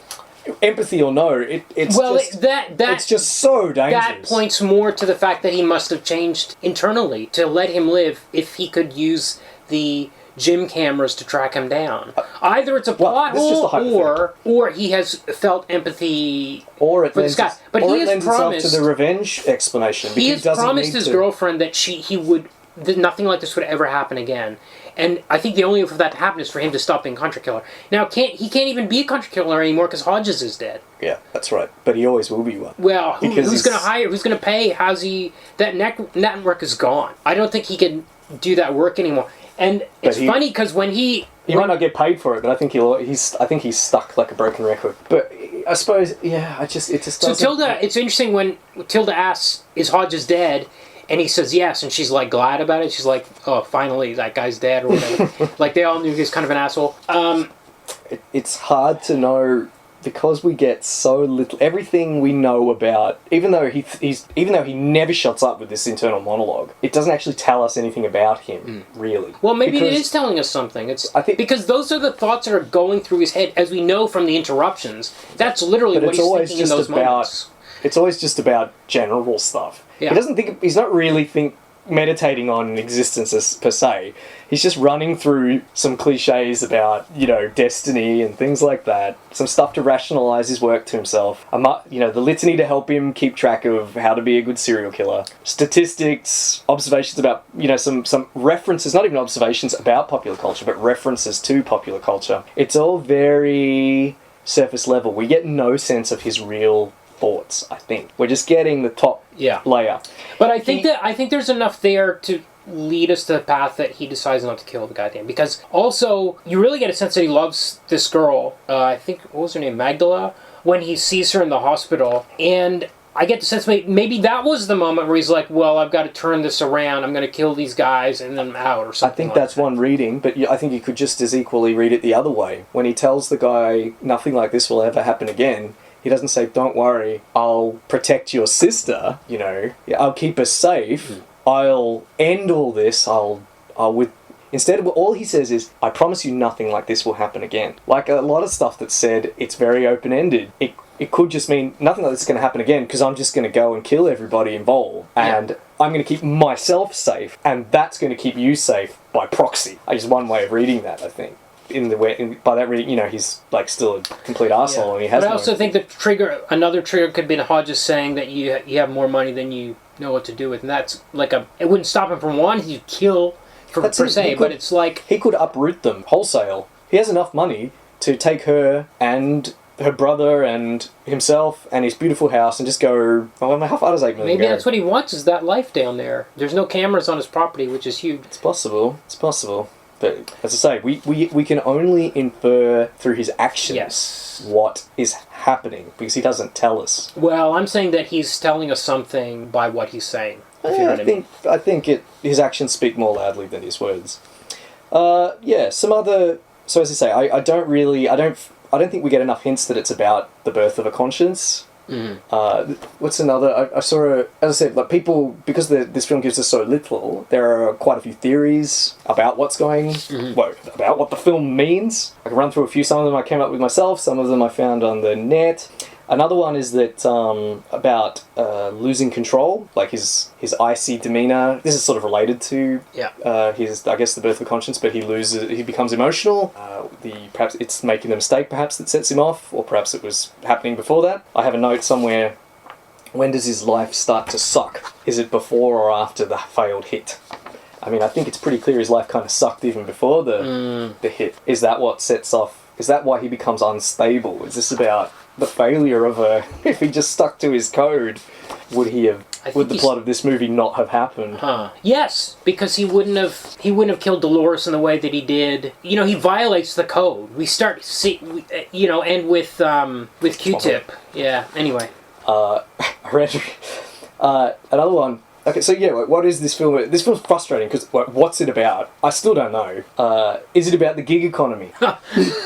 That's a stretch. Hold on. Is it about the soul-destroying nature of the gig economy? One thing about this movie is there's a lot of branding in it. Yes. Right? Have you noticed? A lot? Yeah. You know, like there's a lot of especially rent-a-car companies. Late-stage capitalism kind of going on in this movie. We have things like Amazon, DoorDash. When he infiltrates a building, he almost always disguises himself as either a service worker or a delivery person. And, and he lives, he is like an Amazon delivery guy. He's like pissing in a bottle and eating garbage to keep to his schedule. Compare to the expert. So the meeting with the expert. Here, in this reading, the expert is a person with a healthy work-life balance, who is not in the gig economy and has a good kind of traditional job. The problem is she is in the gig economy and is not in a traditional job. She's a contract killer like he is. Yeah. This is an analogy. Okay. She's able to enjoy life and enjoy fine dining and have a house in the suburbs. I mean, the gig economy is just a way of providing things that have always been provided by capitalism. It's just become more transactional and more ephemeral and more cost-effective for the owners and more exploitative for the workers. So the killer in this reading has chosen the gig economy, and the expert, on the other hand, is a person with a nice salary and a home in the suburbs. Yeah, however, I don't buy it. Yeah, of course. No, of course not. It's less fun. It's less fun than other readings. It's not it. Yeah. But this is one reading. Okay. And of course, she dies. Yes. She's killed by the gig economy, right? Yeah. Is this just a straight up Fincher film? David Fincher. Yes. Look at all of his films. It's always the same guy, right? Yeah. Seven. John Doe in Seven. Yeah. The Mindhunter guys. Yeah. That's about actual, serial killers from history. Yeah. Tyler Durden from Fight Club. He's another kind of like meticulous mastermind. An expression I got from a review. His preferred character type: malevolently self-referential micromanagers whose crime scenes double as barely veiled mission statements or confessionals. Is this just another Fincher film, Kumar? You know what I expected it to, in the sense that, as I said earlier, I didn't know if he's going to live and die at the end, and the reason I say that is because a lot of Fincher's movies end with a suicide. Yep. Going all the way back to Alien 3. Yep. Yeah. Fight Club, The Game, probably some others, and I was like, is this guy going to kill himself at the end of the Zodiac's movie? another one about a serial killer. I just Yeah. That one doesn't have a suicide at the end, though, does it? Zodiac. I don't think so. Did they suggest that the killer might have killed himself? I don't know. Gone Girl, Gone Girl doesn't have a suicide either. Oh, the girl in Amy Dunn from Gone Girl. She's another one. yeah. She's another mastermind, meticulous, and it's implied. Social Network? Fincher, that one's a bit of a stretch. Yeah. But Fincher himself is like famously the most finicky filmmaker since Stanley Kubrick, allegedly. Well, it's interesting because I didn't watching the movie, especially this time. Is the killer David Fincher, Kumar? No, I actually did. This time watching, I was fascinated by the obsessiveness of the killer, not the filmmaking, which was meticulous, of course, but not somehow that was not at the front of my mind. But it certainly has that darkness, and it's got the violence of it and all that kind of stuff. So it absolutely was, and it actually was, as I said at the very top, I was like, oh, a Netflix movie, but I think it doesn't look like a Netflix movie. I think it looks like a David Fincher movie. It does. It does look great. And it did get a tiny theatrical release. You're right. They were hoping for, Oscar notice or something. Correct. Although it didn't. I don't know. No, if it didn't. got nominated as for far as anything. No, yeah. Some BAFTAs. But surely all of these themes, all of these kind of ideas and themes about what the movie's doing or saying, they all fall a bit short. I think the film, my favourite, I think the film is strongest when it's showing how unpleasant the killer's life is. How unpleasant it is to live on the edges like this. Because he eats garbage, he looks exhausted I actually all the think time. the strength of it is in the procedural stuff. The scene, Sure. just the scene. But to scene. that's text. I'm thinking about subtext. Yeah. I mean, he does nothing for pleasure. But again, it doesn't quite go all the way. I think with this film, Fincher's trying to unpack or at least in part, he's trying to unpack the glamorous assassin trope, right? Well, as we said at the top, any assassin story, you gotta have a take, right? Yeah. And the take is, this guy's obsessed, and the voiceover is kind of part of that. Yeah. Is another part of the take, version. What drives him? What's driving the plot here? It's often not clear, I don't think. Like, he's obsessive, but we don't know why he does what he does. I actually found it really frustrating. We do get there is a line in here where he mentions that he did try to go into law, and then his teacher got him out. It's just straight out of the comic. Yeah. I don't think we need to. In fact, in the comic, we get a bit of his home life, like when he was a little kid and his parents and stuff. There's a little bit of that stuff in there. We don't get any of that in I like here. that that's not in there, because it doesn't matter why he became a serial killer. No, that's right. I mean, a serial killer, assassin. I mean, he is a serial killer, but a hitman. But he says he's not extraordinary. That's like in the first 5 minutes of the movie. Yeah, well, I don't agree with that. The thing is, I'm a bit unhappy with... I think Fincher wants to have his cake and eat it too, as you say, because this film still does have the assassin tropes, some of them. Yeah. The beautiful empty house somewhere. Is that an assassin trope? Oh yeah, like John Wick lives in a kind of like a nice empty apartment. The beautiful partner who may or may not know about the business. May or may not know about the business. Hidden safes, money, ID and weapons. A code, the code that governs their behaviour. Yeah, that's true. And omnidisciplinary capability. He's too good at too many things. I don't know a lot about real-life hitmen. I've read a couple of true crime books that my dad left lying around, but they're not generally... They tend to be scum that lead kind of like squalid lives, and they don't operate without a big kind of like organised criminal network to enable them. This idea of a professional lone assassin, it's just not really a thing.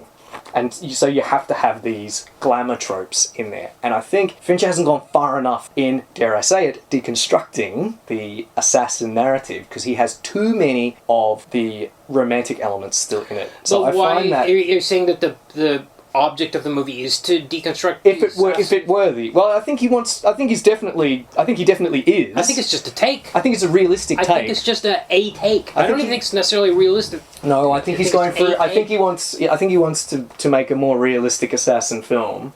Yeah, okay, more with all that but procedural not completely stuff. realistic. No one's got a suppressed memory. No one's exchanging gold coins for targets. It's not like Wanted, where a mystical loom spits out the names of the... Wanted is a film we'll come to, incidentally. But yet there are still romantic elements, and for me that kind of undermines the... I think he wants it both ways. No, I think he just wants it one way. Well, we'll just have to agree to disagree. Talking about whether or not he was exceptional, are you familiar with the expression, the banality of evil? So that was coined by Hannah Arendt. Okay. When she was covering the trial of Adolf Eichmann, a leading participant in the Holocaust in Jerusalem in the 1960s. And she coined this term to describe the character of Adolf Eichmann on the stand. So kind of how this is usually interpreted is that people can do evil by just showing up to the office and doing tasks. You know, evil isn't always flamboyant. It doesn't always involve foaming at the mouth and spittle-flecked invective from mustachioed, goose-stepping monsters. People can be evil in a quotidian way, you know, just by kind of going about what you might call their daily life. Having said so, we can see that there's some of that, I think, in this because he's so boring. Yeah. And so much of what he does is just following a pattern, and yet he's absolutely doing evil, and he's an evil character. However, having said that, that's only part of what she meant, because she was saying this when she was looking at him on the stand. And what she meant by the banality of evil, what she also meant by it was the idea that what made Eichmann exceptional, and she didn't think he was ordinary, she thought he was exceptional. What made him exceptional and evil was that he had no inner life, that he was thoughtless. And he had no ideas. He attached himself to Nazism because he thought it would help his career. He was incapable of putting himself in the shoes of the people he was torturing and exterminating. He wasn't capable of seeing life from their perspective. He didn't read books or anything like that. He was just thoughtless, imaginationless drone. At the start of the film, you mentioned the closest thing we get to a literary illusion is when he says, "Do what thou willst shall be the whole of the law." And then he doesn't know who to accredit to. You know who to accredit to, Kumar, because you're a learned person. You know that it's Alistair Crowley. You would know about him because of Alan Moore. Who's a kind of like, not a Satanist, but kind of like a proponent of magic and alternative culture in the early 20th century. But he doesn't know that because he's utterly banal, because he has no imagination. He has no desire to learn. All he can do is rattle. He only talks about things, not ideas. All he can do is rattle off numbers and statistics and things he's seen on television, like his various aliases. I think, especially in that first scene, we get a sense of him as living that expression, the banality of it. Yeah. By the way, that first scene it's 15 minutes before the client shows up. The time that... Yeah, it's good though. Oh yeah, it's amazing. It's like the first scene of The Godfather, which is 30 minutes. The wedding scene of The Godfather is 30 minutes long. Cool. All right. I don't have any trivia. Well, much trivia, because as I said, this film just came out, so there's very little. As you said, it had a limited release, presumably so that it can be nominated for various awards. Its box office figure is quoted online. It's less than $500,000. Right. It did have a limited theatrical release here in Australia, though, somewhere. Huh. You know, in like one cinema for 1 week, probably. We don't know how much it cost, because Netflix doesn't release those figures. Of course, yeah. And we don't know how many views it had, although we will probably eventually, because of the strike. One of the outcomes of the writers' strike was that streaming platforms will have to release their viewing figures. Really? So that actors and writers can be compensated for the proceeds of their work. Okay. So one thing that streaming platforms do is they don't, if something is wildly successful, the creatives will see no additional remuneration because that figure is kept secret. But that will no longer be the case thanks to industrial action, solidarity. Brad Pitt apparently was going to be the killer. Couldn't have done it. No, Fassbender's great. This is Michael Fassbender's first film since 2019. Huh, I wonder why. Don't know. I think he has been doing some television work, but perhaps he's just been taking it easy. Okay. I couldn't find out what he's been doing. I know what his next film project is, though. He's going to star in Kung Fury 2. Right. As But Kung Fury 1 is like 20 minutes long or 10 minutes. Yeah, so a YouTube movie. Yeah, right. Yeah, well, now Kung Fury 2 is going to be a theatrical movie, and it's going to star Michael Fassbender as well as, I think, Arnold Schwarzenegger. Huh. And Fassbender will play a character called Colt Magnum. All right, comic, yay or nay? So it's a nay for me, but I didn't hate it the way you hated it. I actually did like the landscapes, as I said, the artwork of the cityscapes. I found any time I turned to them, I was like dazzled by them, even though the figure work was so ordinary. And as I said, I did connect with the philosophical ramblings of it, but maybe again it's because I didn't read as much of it as you did, and also probably I'm just coming from a different place than you are in terms of my level of cynicism and pessimism. I dare say. I hated it. It's trash. That's a nay for me. Okay. The movie. Would you like to go first? Yeah, this is a big yay for me. I love this movie. I really did. It felt like, I don't think it's at quite the level of Zodiac, but I think the questions we have about it are not flaws. I think wondering why he didn't kill the tech billionaire is not a flaw. I don't think it's a plot hole. I think it's something you have to stop and think about. I think it's deliberate. Okay. There's stuff I like about this film and stuff I don't like. Obviously, it's very well directed. The cinematography is good. The way shots are set up and framed, excellent. There's even, as you say, that opening scene, it does look like the comic. Yeah. Which we're always happy to see comic aesthetics represented in cinema. I think sometimes a mark of strong writing is if a character is not likable, but you're nonetheless interested in them and what happens to them. And that was certainly the case here. He's a horrible person. I was very happy when he was getting pummeled.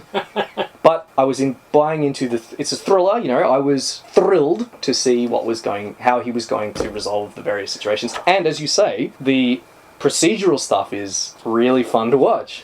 I'll tell you, the first time I watched this, I thought, at the end of it, I thought, oh, that was 90 minutes. And it's not. It's a 2-hour movie. On the other hand, I felt all 2 hours. I think it could be dull at times. I've heard other people say that they thought it was slow, but I was riveted. I just was fascinated by it. I think it got slower. I think it was probably too long. I think there are definitely some trimming, he could have trimmed some stuff. Well, you know, it's interesting to me that he got all 3 addresses from Dolores at once. Well, it had Whereas in another movie, you'd be like, one leads to the next, leads to the next, leads to the next. Well, that's because we had to spend much more time watching him disinfect sinks.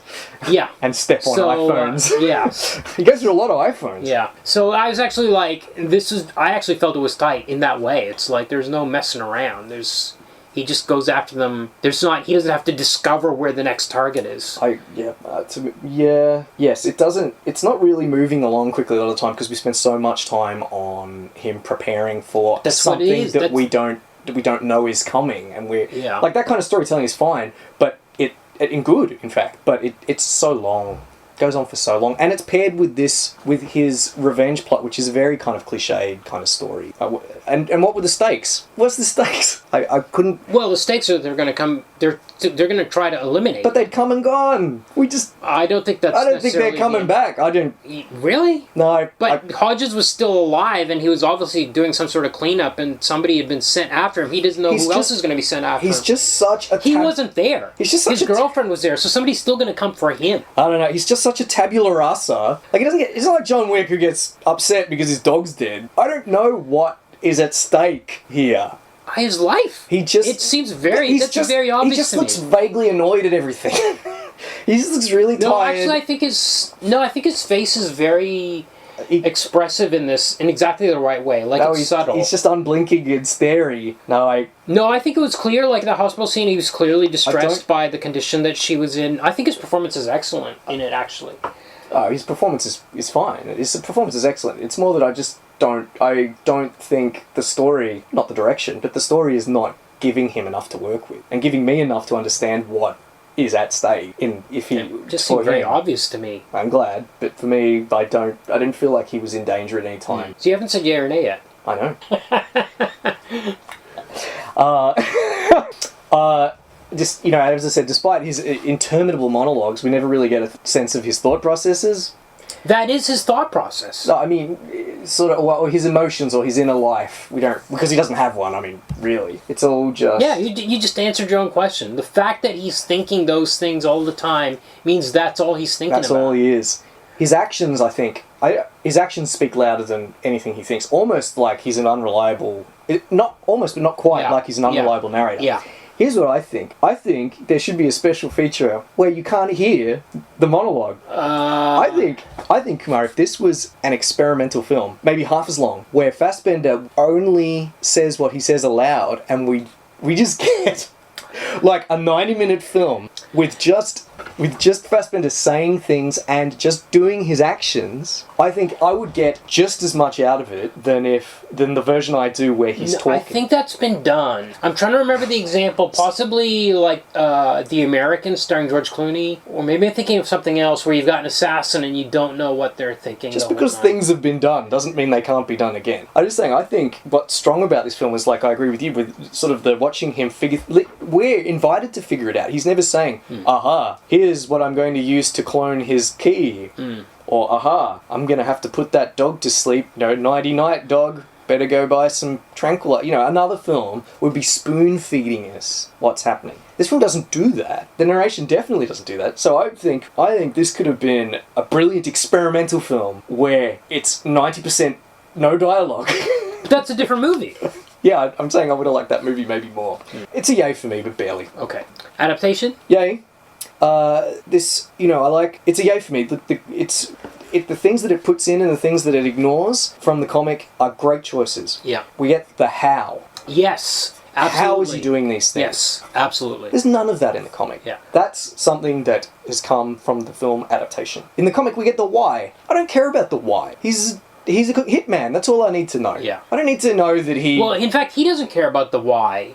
Yeah, He's very specific about that. So why do we hear my about clients it? don't tell me why I'm killing these people. Yeah, that's it. You know, like the fact that we get just these procedural scenes where we're invited to figure out what's going on, where sometimes he's a little too competent, but a lot of the time he's just kind of doing stuff that a really, really prepared person would do in that situation. Yeah, in fact, I think that was the thing that hit me about that scene where he orders it from Amazon. Is just like, I don't think he has superpowers. I think he can just... I agree. Yeah, I mean, I guess you can get one of these things off Amazon. The only point, I think the way he gains access to the building, I think that they just sort of hit fast forward there. He just kind of sneaks in through the garage. Well, that's because he did all that work beforehand to copy the key and stuff. That's why all that... He has the key to his house, right? Yeah. He can get into his apartment, but he gets access to the building. It's sort of... I think they kind of just gloss over it. They say he's dressed like a gig... He does give a line about it. He does. But that's all we get. And that, in fact, we get a line about it. You're right. We get a line about it, and we never get a line about what he's doing anywhere else in the movie. The only time we get an No, he talks about the security at Hodge's office as well.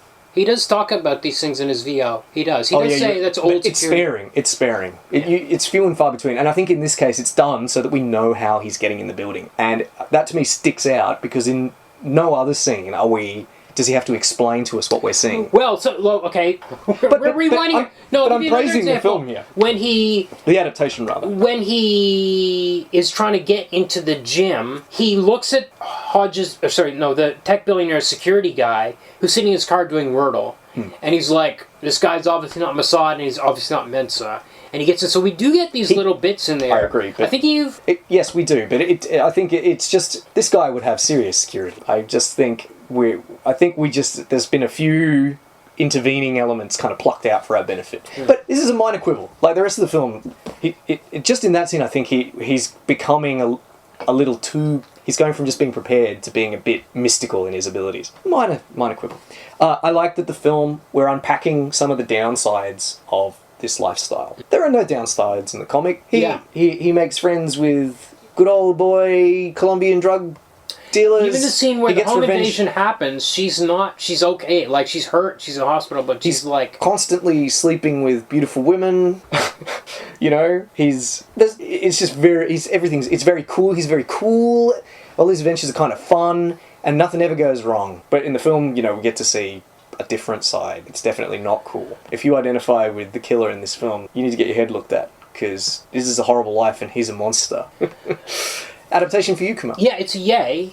But I think you've pointed to something in him not killing the tech billionaire. That's where there's a divergence from the comic. Because in the comic, he doesn't change that. In fact, he kills that gangbanger in cold blood who had nothing to do with anything at the end of the comic in Volume 13.